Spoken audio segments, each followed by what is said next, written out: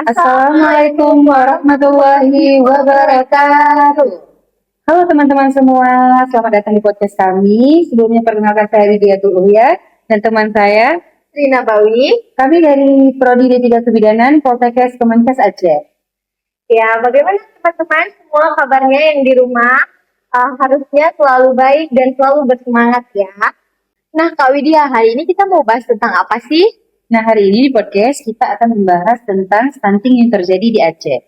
Wah, topik yang sangat menarik ya teman-teman, di mana topik tersebut juga sangat dekat dengan kita, yaitu di provinsi kita sendiri, yaitu Provinsi Aceh.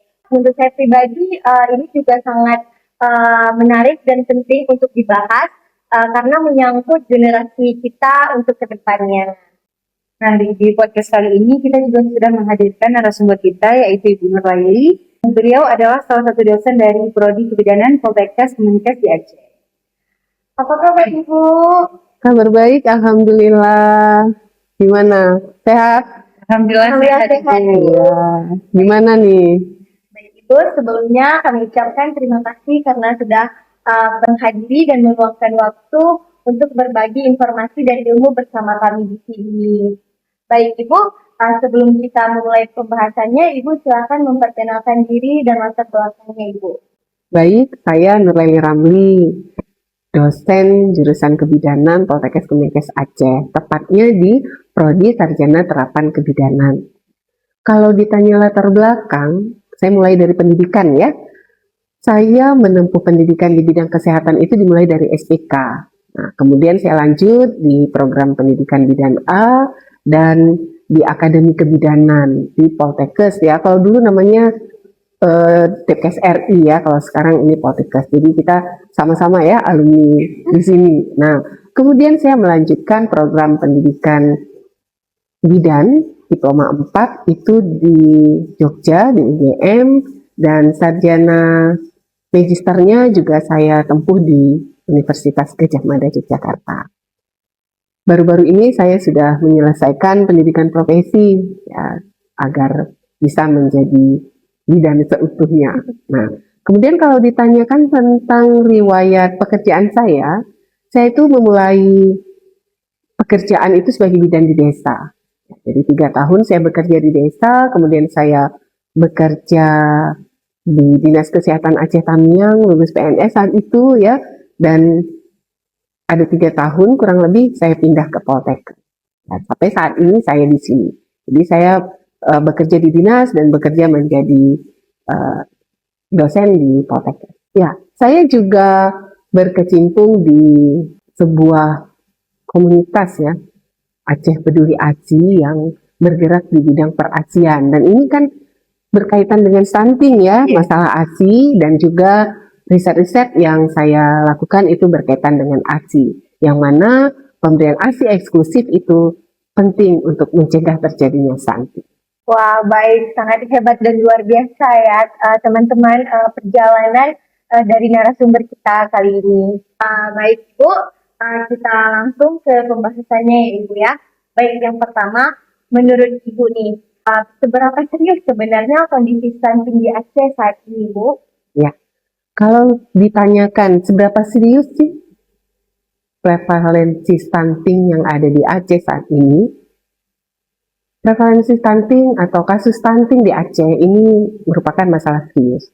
Walaupun memang sudah ada tren perbaikan ya, kasus stunting dari tahun 2018 hingga sekarang, namun belum turun secara signifikan dan tidak merata. Ya, kalau kita lihat dari survei yang dilakukan oleh Kementerian Kesehatan ya, yang disebut dengan SSBI, itu prevalensi stunting di Aceh masih tinggi, masih lebih tinggi dibandingkan dengan prevalensi stunting yang ada di nasional.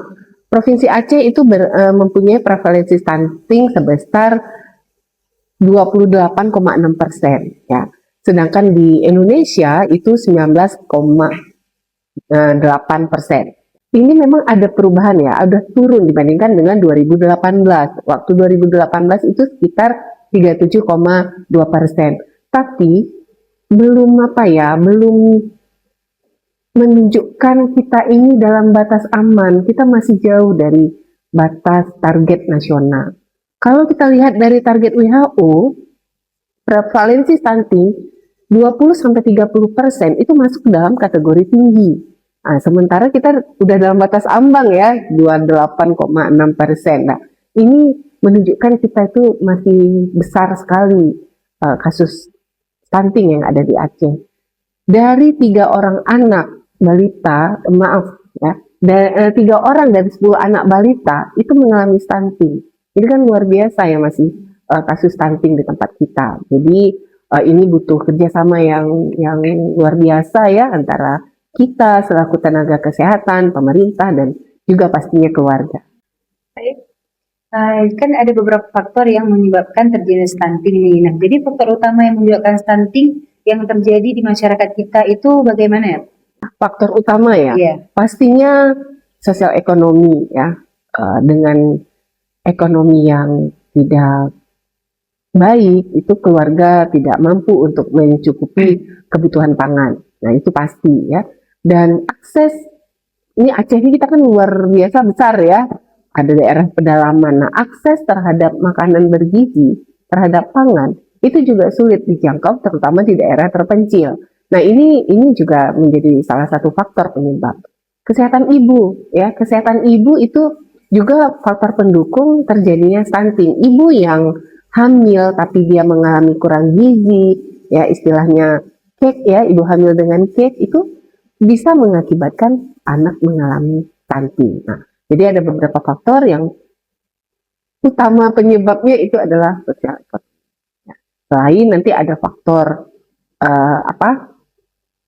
kebersihan, ya sanitasi, ibu yang tidak menerapkan peralatan yang sehat, yang bersih saat menyiapkan makanan, tidak cuci tangan saat menyiapkan makanan, itu juga bisa mengakibatkan terjadinya stunting. Banyak faktor ya, tapi yang terutama ya mungkin lah kita bisa melihat kondisi Aceh ini kan masih peringkat ketiga ya di Sumatera miskin. Nah, ini penyebab utama.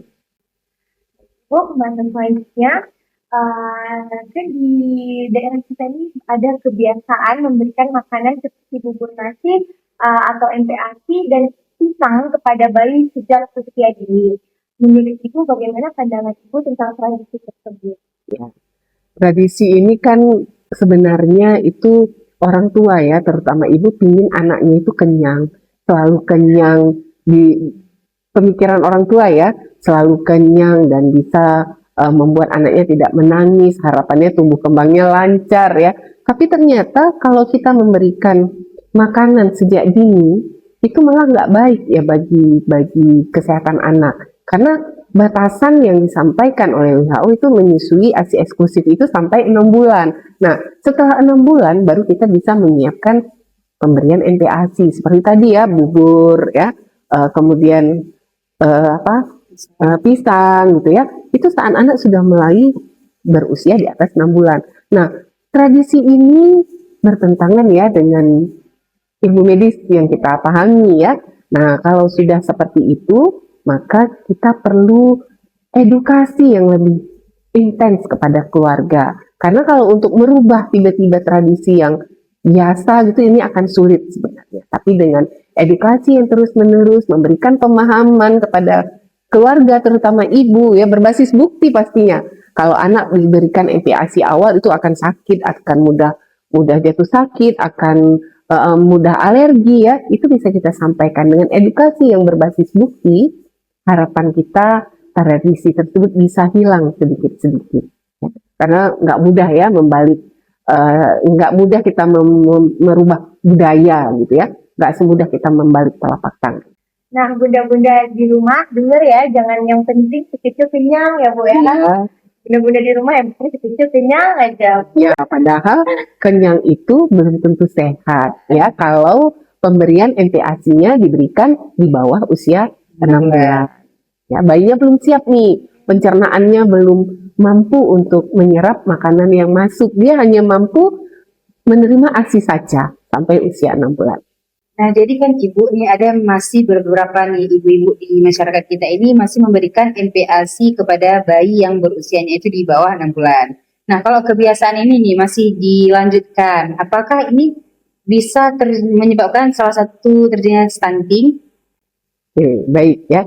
Jadi pemberian ASI itu harusnya kan dia tepat ya. Kalau eksklusif itu 6 bulan tanpa diberikan apapun. Nah, kalau diberikan makanan lebih awal seperti bubur tadi, ya, pisang tadi, nah itu bagaimana dampaknya terhadap kondisi kesehatan si bayi?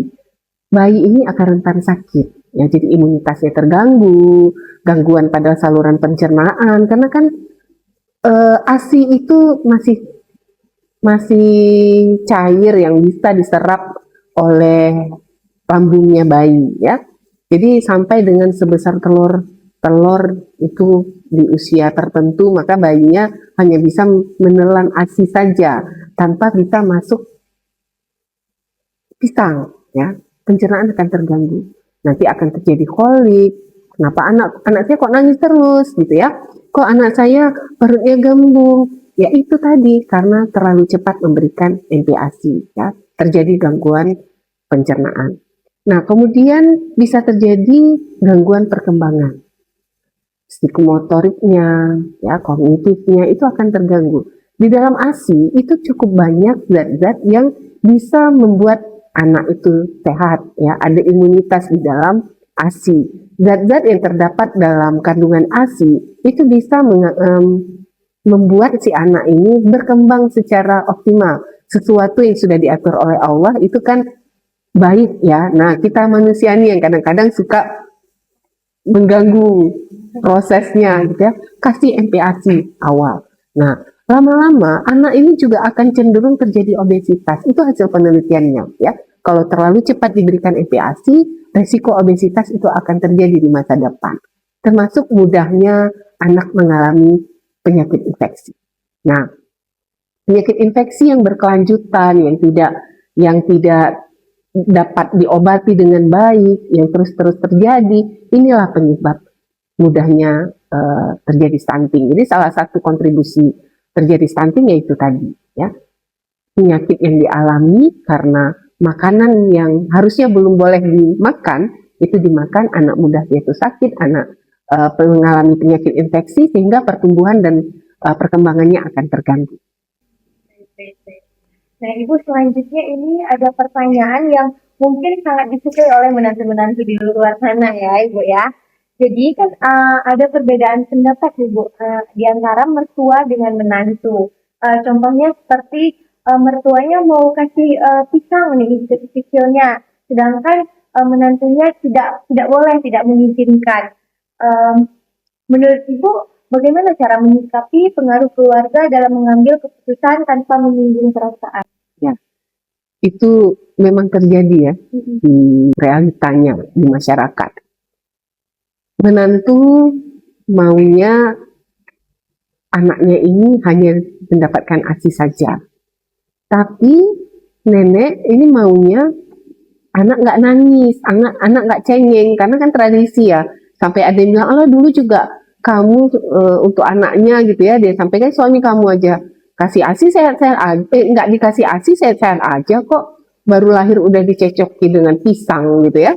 Tapi ternyata memang itu nggak sehat untuk anak mudah sakit seperti yang tadi saya jelaskan. Nah, bagaimana membuat pengaruh nenek itu bisa berkurang? Saat ini banyak edukasi yang sudah diberikan ya, baik oleh LSM, oleh tenaga kesehatan, bagaimana meningkatkan kapasitas si nenek untuk memahami tentang bahayanya pemberian MPASI secara dini. Jadi edukasi yang intens yang bisa kita lakukan kepada nenek, kepada keluarga, mudah-mudahan akan membuat perbedaan ini menjadi hilang ya, perbedaan pemahaman maksud saya tadi. Ya, jadi harapannya dengan memberikan edukasi kepada keluarga itu dapat menjembatani ya perbedaan tadi. Jadi ini lagi Bu, kan ada nih yang menanyakan kapan sih si bayi itu optimalnya, bagusnya dikasih MPASI-nya itu kapan? Baik ya, kapan sih sebenarnya anak boleh diberikan MPASI? Pastinya tepat waktu. Artinya apa? kita memberikannya setelah selesai pemberian ASI eksklusif. Berarti di atas 6 bulan ya. Nggak boleh lebih cepat, nggak boleh terlambat juga. Karena ini akan mengganggu ya. Kebutuhan zat gizi yang ada di dalam ASI itu optimal 6 bulan. Dia nggak perlu dapat dari yang lain. Tapi begitu dia sudah beranjak usianya, dia perlu mendapatkan makanan tersebut dari zat gizi tersebut dari makanan ya, baik itu karbohidrat, protein, lemak, sayur, buah-buahan itu bisa diberikan setelah usia 6 bulan. Tapi ini juga bertahap ya. Bertahap artinya apa ya? Mulai dari tekstur yang halus, yang menuju kasar itu sesuai dengan perkembangan usia. Nah, selain itu kita juga harus pastikan bahwa anak ini perlu kita pantau. Kita pantau pertumbuhannya, perkembangannya, kesehatannya. Jadi harus dibawa ke fasilitas kesehatan. Baik Ibu, ini pertanyaan terakhir ya Ibu ya. Jadi apa saja sih Ibu hal yang penting kita perhatikan agar pemberian MPASI optimal dan mencegah stunting? Ada beberapa hal ya, seperti yang tadi sudah saya sampaikan, bahwa kita harus melihat ketepatan nih, tepat waktu seperti tadi ya, kapan kita boleh memulai untuk memberikan ASI, tepat porsi, jumlahnya seberapa, dan ini harus sesuai dengan perkembangannya. Jangan usia 6 bulan ke atas kita sudah kasih makanan yang cukup banyak, padahal lambungnya kan nggak cukup untuk menampung makanan yang demikian banyak ya. Kemudian tepat strukturnya itu dari halus, kasar, itu harus dilihat sesuai dengan perkembangan. Jadi di buku KIA itu ada ya, nanti bisa kita lihat, kita baca ya untuk menambah wawasan kita. Kemudian tepat gizi. Makanan yang kita berikan kepada anak itu harus mengandung karbohidrat, protein hewani, lemak, sayur, buah ya, lengkap kebutuhannya. Nutrisinya itu akan terpenuhi. Nah, kemudian juga tepat kebersihan. Kita sebelum menyiapkan makanan agar anak tidak mudah infeksi, jatuh sakit, itu kita pastikan bahwa peralatan makan yang kita gunakan untuk anak itu harus bersih. Tangan kita sebelum menyiapkan makanan itu harus dicuci dengan baik ya. Kemudian tetap memberikan ASI hingga anak berusia 2 tahun. Dan jangan lupa pantau kesehatan anak melalui posyandu, dan jangan lupa juga kalau perlu dibawa ke fasilitas kesehatan agar kesehatan anak bisa terpantau dengan baik. Baik, berarti ada 6 hal yang harus diperhatikan ya Bu ya. Ya. Tepat waktu, tepat porsi, tepat struktur, tepat gizi, Ya. tepat kebersihan, dan tetap memberikan ASI. Iya, satu lagi pantau Iya, pantau kesehatan anak. Iya, bawa ke posyandu jangan lupa. Nah teman-teman, jadi kita sudah sampai di penghujung acara nih. Kepada Ibu Nurlaili, mungkin ada nih pesan untuk ibu-ibu di masyarakat kita ini agar mengetahui berapa pentingnya untuk mencegah terjadinya stunting sejak dini. Ya, pesan saya kepada ibu-ibu yang ada di Aceh, ibu itu adalah penjaga pertama buah hatinya ya. Di 2 tahun pertama kehidupan itu adalah masa generasi emas bagi anak. Maka sebaiknya ibu selalu harus memberanikan diri untuk bertanya tentang bagaimana agar anaknya ini bisa selalu sehat ya. Harapannya generasi Aceh ke depan itu bisa menjadi sehat, menjadi cerdas, dengan kesiapan ibu melayani anaknya, menjaga anaknya dengan baik ya. Anak yang sehat itu adalah investasi masa depan gemilang ya, karena mereka adalah penerus bangsa. Mari ibu-ibu berani untuk menolak kebiasaan-kebiasaan yang merugikan buah hati agar buah hatinya bisa menjadi sehat, cerdas di masa yang akan datang. Wah, terima kasih banyak Ibu atas ilmu dan penjelasannya yang sangat bermanfaat dan berharga. Semoga apa yang disampaikan bisa menjadi wawasan baru dan membawa perubahan yang lebih baik lagi untuk menurunkan angka stunting di Aceh ya semuanya. Ya, mudah-mudahan stunting di Aceh bisa turun sampai tidak ada lagi generasi di masa depan yang mengalami stunting di Aceh. Amin. Nah baik teman-teman semua, sebelum kita tutup nih acaranya, jadi saya ada satu pantun nih. Pergi ke Aceh membeli kopi sangat, Cakep. Duduk santai sambil bercerita agar hati tersegar. Cakep. Cukup sekian obrolan kami yang mengalir dengan lancar. Cakep.